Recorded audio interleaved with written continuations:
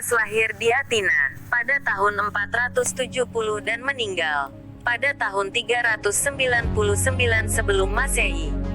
Ajaran filosofisnya tidak pernah dituliskannya, melainkan dilakukannya dengan perbuatan dalam kehidupan.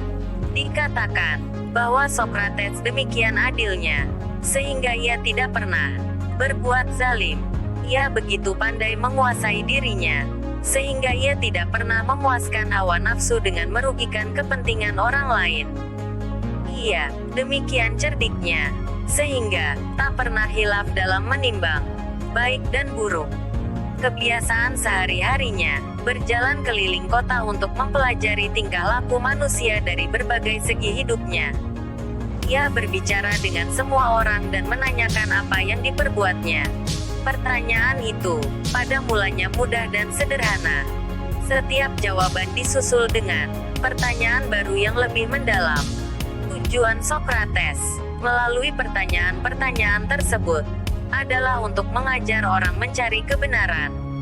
Cara yang dilakukan Sokrates adalah untuk membantah ajaran kaum sofis yang mengatakan bahwa kebenaran yang sebenarnya tidak akan tercapai.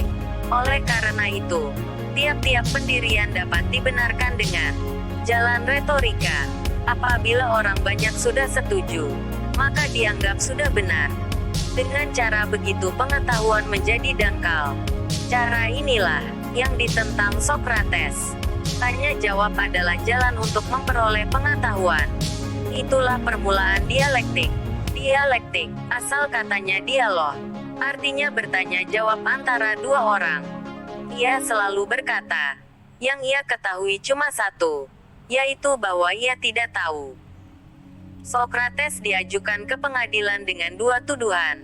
Satu, ia dianggap telah menolak dewa-dewa yang diakui negara dan telah memunculkan dewa-dewa baru. Dua, ia telah menyesatkan dan merusak pikiran kaum muda. Ia pun meninggal di penjara sebagai tahanan. Dalam mencari kebenaran selalu dilakukan dengan berdialog, dengan cara tanya jawab.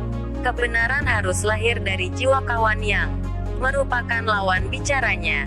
Ia tidak mengajarkan, melainkan menolong seseorang mengeluarkan apa yang tersimpan dalam hatinya. Sebab itu, metodenya disebut maetik atau menguraikan. Model mencari kebenaran dengan cara berdialog atau tanya jawab tersebut tercapai pula tujuan yang lain, yaitu membentuk karakter. Oleh karena itu Sokrates mengatakan bahwa budi adalah tahu. Maksudnya budi baik timbul dengan pengetahuan. Budi ialah tahu, adalah intisari dari ajaran etika Sokrates. Orang yang berpengetahuan dengan sendirinya berbuat baik. Paham etikanya, ini merupakan kelanjutan dari metodenya. Induksi dan definisi menuju kepada pengetahuan yang berdasarkan pengertian. Dari mengetahui, beserta keinsafan moral tidak boleh tidak mesti timbul budi. Siapa yang mengetahui hukum, mestilah bertindak sesuai dengan pengetahuannya. Tidak mungkin ada pertentangan antara keyakinan dan perbuatan. Oleh karena budi berdasar atas pengetahuan, maka budi dapat dipelajari. Ajaran etika Sokrates bersifat intelektual dan rasional. Oleh karena budi adalah tahu, maka siapa yang tahu akan kebaikan dengan sendirinya mesti dan harus berbuat yang baik. Apa yang pada hakikatnya baik adalah juga baik untuk siapapun. Oleh karena itu, menuju kebaikan adalah yang sebaik-baiknya untuk mencapai kesenangan hidup. Menurut Sokrates, manusia itu pada dasarnya baik. Seperti dengan segala benda yang ada itu ada tujuannya.